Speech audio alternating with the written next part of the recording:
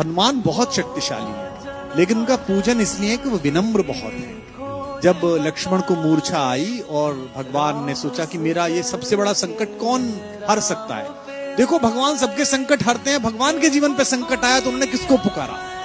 उन्होंने हनुमान से कहा कि तुम जाओ और संजीवनी लेके आओ। तो जब आकाश में हनुमान चले तो सूरज निकला हुआ था। आकाश में तो सूरज होता ही है, दिन कभी डूबता नहीं है। हमारी माँ पृथ्वी हमें गोदी में लेकर हमारे पिता सूरज की ओर से पीठ कर लेती है। माँ को दोष दे नहीं सकते तो पिता को दोष देते हैं कि दिन डूब गया है। दिन कभी डूबता नहीं है, दिन तो निकला रहता है। सूर्य कभी अस्त नहीं होता। कैलाश भैया ने गाया, क्या कभी अंबर में। तो बेटा, सूरज कभी डूबता नहीं है। तो सूरज आकाश में मिला, और अगर सूरज इधर निकल जाता जहां लक्ष्मण लेटे हुए थे तो भगवान के जीवन का सबसे बड़ा संकट आ जाता। उनका भुजा जैसा भाई, जिसे वो अपनी भुजा कहते हैं दाहिनी, वो पृथ्वी छोड़ जाता और भगवान सहन न कर पाते। तो इतना बड़ा काम करने गए, और कितने ताकतवर थे। पंच तत्वों में से एक पवन के बेटे हैं। सूरज से मिले तो उन्होंने कितनी विनम्रता से बात की। रवि भाई सूरज से बोले, हे सूरज, इतना याद रहे संकट एक सूरज वंश पे है।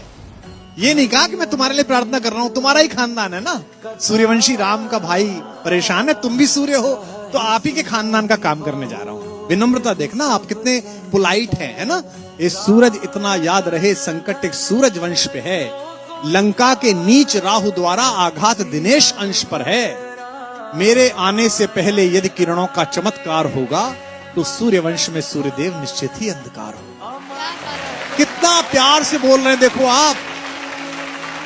इसलिए छिपे रहना भगवान। जिसने राम के अलावा किसी को भगवान नहीं माना, वो हनुमान सूर्य से कह रहे हैं, इसलिए छिपे रहना भगवान, जब तक न जड़ी पहुंचा दूं मैं, बस तभी प्रकट होना भगवान, जब संकट निशा मिटा दूं मैं। आशा है स्वल्प प्रार्थना, ये जरा सी प्रार्थना सच्चे जी से स्वीकारोगे, आतुर की अर्थ अवस्था को होकर करुणार्थ निहारोगे। 8 लाइन की विनती के बाद धीमे से अपना विजिटिंग कार्ड दिया सूरज को। शक्ति पाना, यश पाना, लेकिन विनम्र रहना। आशा है स्वल्प प्रार्थना ये सच्चे जी से स्वीकारोगे, आतुर की आर्त अवस्था को होकर करुणार्थ निहारोगे। अन्यथा क्षमा करना दिनकर, अंजनी तने से पाला है, बचपन से जान रहे हो तुम हनुमत कितना मतवाला है।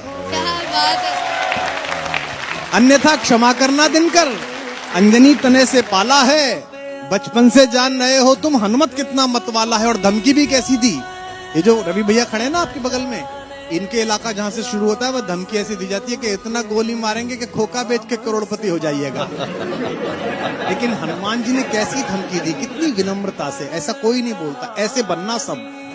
आशा है स्वल्प, अन्यथा क्षमा करना दिनकर, अंजनी तने से पाला है, बचपन से जान रहे हो तुम हनुमत कितना मतवाला है। मुख में तुमको धर रखने का फिर वही क्रूर साधन होगा। बंदी मोचन तब होगा जब लक्ष्मण का दुख मोचन होगा।